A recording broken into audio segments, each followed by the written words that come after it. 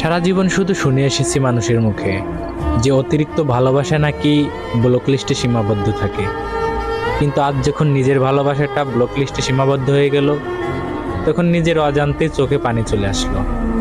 কারণ কখনো তো এমন হওয়ার ছিল না যে নিজের ভালোবাসাটাও এরকম ব্লক লিস্টে একসময় সীমাবদ্ধ হয়ে যাবে। তাই আজকে তোমাকে কিছু কথা বলতে চাই।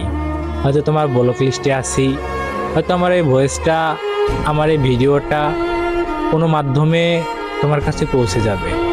অন্তত মান অভিমান ভুলে গিয়ে একটু কষ্ট করে আমার কথাগুলো শুনে নিও। কি এমন ক্ষতি করেছিলাম আমি তোমার, যে এভাবে তিলে তিলে আমার জীবনটা শেষ করে দিলে? আমি তো কখনো তোমাকে বাধ্য করিনি যে আমাকে তোমার ভালোবাসতেই হবে। তুমি আমাকে ভালো না বাসলেও পারতে, আমার জীবনটা এভাবে না শেষ করলেও পারতে। যে মনে ভালোবাসা ছিল না সেই মনে ভালোবাসা জন্ম দিলে, হাজারো স্বপ্ন দেখালে, আবার সেই স্বপ্নগুলোই তুমি ভেঙে দিয়ে বেটার অপশন খুঁজে নিয়ে চলে গেলে। খুব প্রয়োজন ছিল, তাই না?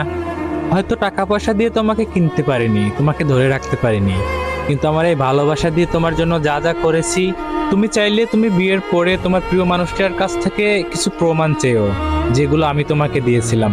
তোমাদের ডিভোর্স হয়ে যেতে পারে প্রমাণ নিতে গিয়ে, তবুও আমার মতো করে সে কখনো বলতে পারবে না যে আমি তোমাকে কতটা ভালোবেসেছি। তবে দিন শেষে তোমার প্রতি আমার এক আকাশ পরিমাণ অভিযোগ থেকে যাবে। আমি আমার সবটুকু দিয়ে ভালোবাসার পরেও তোমাকে পাইনি, তোমাকে হারিয়ে ফেলেছি। তবে চিৎকার করে একটা কথা সবসময় বলতে পারবো যে একটা মানুষের প্রতি আসক্ত হয়ে আমি চরমভাবে ঠকে গেছি। তবে আমার এই ভালোবাসা থেকে আমি একটা শিক্ষা পেয়েছি, যারা এক পুরুষে বা এক নারীতে আসক্ত থাকে দিন শেষে তারাই ঠকে যায়, আর জিতে যায় যারা বেটার অপশন খুঁজে চলে যায়, তারাই দিন শেষে জিতে যায়। তবে তারা ভালো থাকতে পারে না, আর তুমিও কখনো ভালো থাকবে না।